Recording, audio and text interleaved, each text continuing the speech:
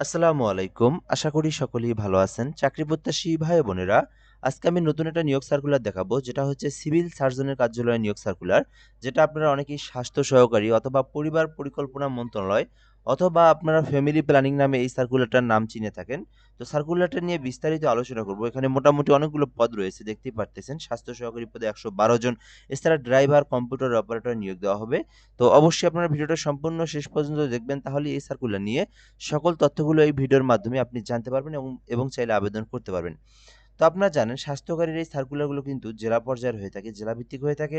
আর এই সার্কুলারগুলো কিন্তু বাংলাদেশের ৬৪ জেলাতেই রয়েছে, অর্থাৎ ৬৪ জেলাতেই কিন্তু সিভিল সার্জন রয়েছে। সেখানে কিন্তু নিয়োগ দেওয়া থাকে। তো এগুলো আপনার ধারাবাহিকভাবে নিয়োগ দেওয়া হয়। অর্থাৎ কিছু কোনো জেলাতে নিয়োগ দেওয়ার পরে তারপরে অন্য এক জেলাতে এইরকম করে দেওয়া হয়। আ আর এই সার্কুলারগুলোর কিন্তু ২০২৫ সালের সিভিল সার্জনে আ নভেম্বর, ডিসেম্বর মাসে প্রায় ১৮ থেকে ২০ টার মতো জেলা কিন্তু সিভিল সার্জনের কার্যালয়ের নিয়োগ সার্কুলার মানে সম্পূর্ণ হয়েছে। আবেদন প্রক্রিয়া শেষ হয়েছে। এই সার্কুলারগুলো কিন্তু আর দিবে না। আরো প্রায় আ ৩০ থেকে ৩৫ টা জেলাতে কিন্তু এখনো সিভিল সার্জনের কার্যালয়ের নিয়োগ বিজ্ঞপ্তি আছে, যেগুলো কিন্তু সামনে ধারাবাহিকভাবে প্রকাশ করা হবে। তো কোন জেলাতে হয়েছে এগুলো আমি আপনাদেরকে দেখাবো। তো অবশ্যই আপনারা ভিডিওটা সম্পূর্ণ দেখবেন। আর আমাদের চ্যানেলে আপনি নতুন হয়ে থাকলে অবশ্যই সাবস্ক্রাইব করে রাখবেন। বাংলাদেশের সরকারি সকল নিয়োগ সার্কুলারগুলো আমার এই চ্যানেলে আপলোড করা হয়। ফেসবুক পেজে লিংক দেওয়া আছে, কমেন্ট বক্সে অবশ্যই ফলো দিয়ে রাখবেন। আর আমাদের এই চ্যানেলে কিন্তু সকল জেলার সিভিল সার্জনের কার্যালয়ের নিয়োগগুলো যখন যে সার্কুলার যে জেলাতে আপলোড দেয়, সবার আগে আমরা সেটা পাবলিশ করে থাকি। তো খাগড়াছড়ি পার্বত্য জেলা পরিষদে সহস্ত্রে কি স্তরিত সিভিল সার্জন কার্যালয়ের আওতাধীন নিম্ন বর্ণিত বিদ্যমান শূন্যপদসমূহে নিয়োগের নিমিত্তে বাংলাদেশের প্রকৃত নাগরিক ও খাগড়াছড়ি পার্বত্য জেলার স্থায়ী বাসিন্দাদের নিকট হতে দরখাস্তের আহ্বান করা যাচ্ছে। তো এটা হচ্ছে খাগড়াছড়ি জেলা আ খাগড়াছড়ি জেলা পার্বত্য জেলা যেটা আপনারা চেনেন, খাগড়াছড়ি জেলা বাংলাদেশের একটি জেলা। সেখানে কিন্তু এই নিয়োগ সার্কুলারটা প্রকাশ করা হয়েছে। তো এরপর আমরা এখানে দেখব ১ নম্বরে আছে ৬০ মুদ্রাক্ষরিক কাম কম্পিউটার অপারেটর একটি পদ রয়েছে।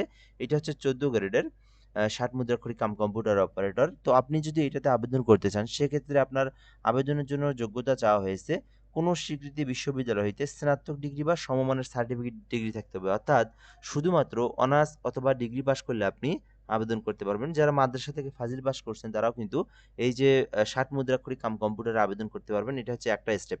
২য় স্টেপে বলা আছে কম্পিউটার ব্যবহারের ক্ষেত্রে অবশ্যই ওয়ার্ড প্রসেসিং, ডাটা এন্ট্রি ও টাইপিং ইত্যাদি সর্বনিম্ন প্রতি মিনিটে বাংলায় অনূন্য ২৫ শব্দ এবং ইংরেজিতে ৩০ শব্দের গতি থাকতে হবে। তো মিনিমাম এইটাতে আপনার বাংলায় ২৫ শব্দ এবং ইংরেজিতে ৩০ শব্দের গতি যদি আপনি নিয়ে আসতে পারেন, তাহলে কিন্তু আপনি ৬০ মুদ্রাক্ষরিকে আবেদন করতে পারবেন। গ নম্বরে বলা আছে ৬০ লিপি এর সর্বনিম্ন গতি ইংরেজিতে প্রতি মিনিটে ৭০ এবং বাংলায় ৪৫।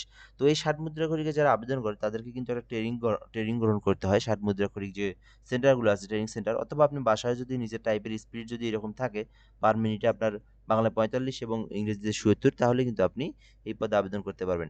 লিখিত পরীক্ষায় উত্তীর্ণ প্রার্থীরা শুধুমাত্র ব্যবহারিক পরীক্ষায় এবং ব্যবহারিক পরীক্ষায় উত্তীর্ণ প্রার্থীরাই মৌখিক পরীক্ষায় অংশগ্রহণ করতে পারবে। অর্থাৎ এখানে আপনার ১ম এ আপনার লিখিত পরীক্ষা হবে, তারপরে আপনার আ টাইপের যে টেস্ট, যেটা প্র্যাকটিক্যালি পরীক্ষা যেটাকে বলা হয়, ওইটা হবে। তারপরে আপনার ভাইবা নিয়োগ দেওয়া হবে। কম্পিউটার প্রশিক্ষণপ্রাপ্ত কোনো স্বীকৃতি প্রতিষ্ঠান হইতে কম্পিউটার বেসিক প্রশিক্ষণ সার্টিফিকেট, ওয়ার্ড প্রসেসিং সহ ইমেইল, পাওয়ার পাওয়ার পয়েন্ট প্রেজেন্টেশন, ফ্যাক্স পরিচালনায় দক্ষতা অভিজ্ঞতা থাকতে হবে। তো এখানে আপনার ১ নম্বরে যে বিষয়গুলো বলা আছে, আ আপনার হচ্ছে অনার্স অথবা ডিগ্রির সার্টিফিকেট লাগবে। আর দ্বিতীয় কথা হচ্ছে কম্পিউটার টাইপের গতি থাকতে হবে। তৃতীয় কথা হচ্ছে আপনার ৩ মাস হোক, ৬ মাস হোক, যেকোনো একটা সার্টিফিকেট থাকতে হবে কম্পিউটারের বেসিক কম্পিউটার অ্যাপ্লিকেশনের উপরে, আ কম্পিউটার ট্রেনিং এর উপরে। তাহলে আপনি আবেদন করতে পারবেন। ২ নম্বরে আছে অফিস সহকারী কাম কম্পিউটার মুদ্রাক্ষরিক, ৬ টি পদ রয়েছে। তো আপনারা এই পদের নাম অনেকেই শুনে আছেন, অফিস সহকারী কাম কম্পিউটার মুদ্রাক্ষরিক। ১৬ তম গ্রেডের ৬ টি পদ রয়েছে। এক্ষেত্রে আবেদনের জন্য শুধুমাত্র উচ্চ মাধ্যমিক অর্থাৎ এইচএসসি পাস করলেই, ইন্টার পাস করলেই আপনি অফিস সহকারী কাম কম্পিউটারে আবেদন করতে পারবেন।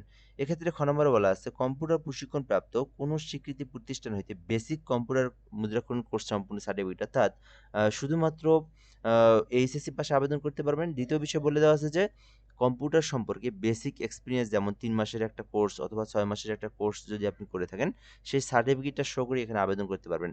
ওয়ার্ড প্রসেসিং সহ email, PowerPoint presentation, fax পরিচালনায় দক্ষতা থাকতে হবে।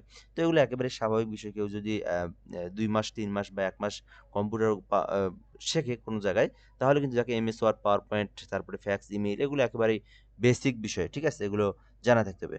আর যেটা কম্পিউটার ১৬তম গ্রেডে যেটা অফিস সহকারী কাম কম্পিউটারের জন্য টাইপের গতি যেটা সেটা হচ্ছে পার মিনিটে মাত্র ইংরেজিতে ২০ টা এবং বাংলাতে ২০ টা শব্দ নিয়ে আসতে হবে। তাহলে কিন্তু আবেদন করতে পারবেন। ৩ নাম্বার আছে স্বাস্থ্য সহকারী। তো এই পদটা হচ্ছে সবথেকে বড় হয়ে থাকে। আর এই পদটা কিন্তু বাংলাদেশের ৬৪ জেলাতেই আপনার যে একই ক্যাটেগরি, একই শিক্ষাগত যোগ্যতা, একই গ্রেড, একই বেতন স্কেল, স্বাস্থ্য সহকারী আপনারা সকলেই নাম শুনে আছেন। আর এই সার্কুলারটার এই পদ হচ্ছে আপনার এলাকা ভিত্তিকের উপর নির্ভর করে। যে জেলাটা যেমন বড়, সেই জেলাতে স্বাস্থ্য সহকারীর পদের সংখ্যাটাও বড় হয়ে থাকে। অর্থাৎ যে জেলাতে শূন্য পদের সংখ্যা যেমন, সেই জেলাতে তেমনই হয়ে থাকে। আচ্ছা, এখানে খাগড়াছড়ি জেলার এই স্বাস্থ্য সহকারীতে ১১২ টি পদ রয়েছে সর্বমোট। যেখানে ১৬ গ্রেডে নিয়োগ দেওয়া হবে স্বাস্থ্য সহকারী।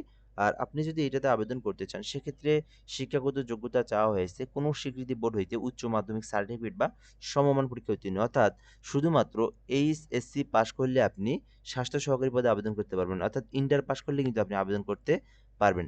৪ নাম্বার আছে ড্রাইভার, একটি পদ রয়েছে ১৬ গ্রেডের। তো আপনি চাইলে এই ড্রাইভার পদটাতেও কিন্তু আবেদন করতে পারেন। ড্রাইভার পদে আবেদনের জন্য শিক্ষাগত যোগ্যতা চাওয়া হয়েছে কোনো স্বীকৃতি বোর্ড হইতে জুনিয়র স্কুল সার্টিফিকেট, অর্থাৎ শুধুমাত্র অষ্টম শ্রেণী পাশ করলে আপনারা ড্রাইভার পদে আবেদন করতে পারবেন।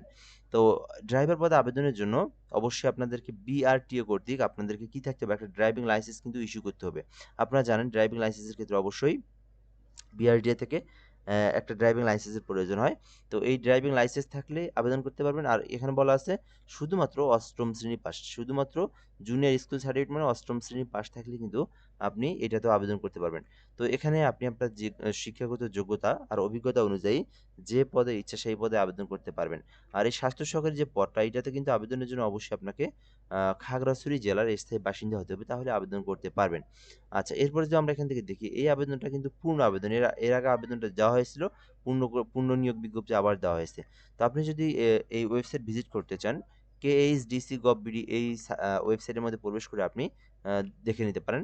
আর এছাড়া এখানে বলে দেওয়া আছে যে আবেদন আপনারা কিন্তু স্বহস্তে করতে হবে। অর্থাৎ এই আবেদনটা কিন্তু আপনার অনলাইনে না। আবেদনটা করতে চাইলে এসএসসি সনদ, তারপরে এখানে যে বিষয়গুলো দেওয়া আছে, তারপরে খাগড়াছড়ি জেলার স্থায়ী বাসিন্দা, তারপরে হচ্ছে আপনার সকল কাগজপত্র সত্যায়িত এবং ছবিসহ আপনাকে একটা খামের মধ্যে ভরে তারপরে কিন্তু আপনাকে খাগড়াছড়ি সিভিল সার্জন যেটা এই বরাবর পাঠাতে হবে। অর্থাৎ এই যে আ পার্বত্য জেলা পরিষদ, খাগড়াছড়ি পার্বত্য জেলা পরিষদ, আ এই যে সিভিল সার্জনের কার্যালয় খাগড়াছড়ি, এই ঠিকানায় আপনাকে সরাসরি অথবা কুরিয়ারের মাধ্যমে অথবা যেকোনো উপায়ে আপনাকে ওই ফাইলটা পাঠায় দিতে হবে। অর্থাৎ ওই ডকুমেন্টগুলো পাঠায় দিতে হবে। এটা কিন্তু অনলাইনের মধ্যে আবেদন নয়। তো অন্যান্য সার্কুলারগুলো কিন্তু অনলাইনে আবেদন, কিন্তু এটা অনলাইনে আবেদন না।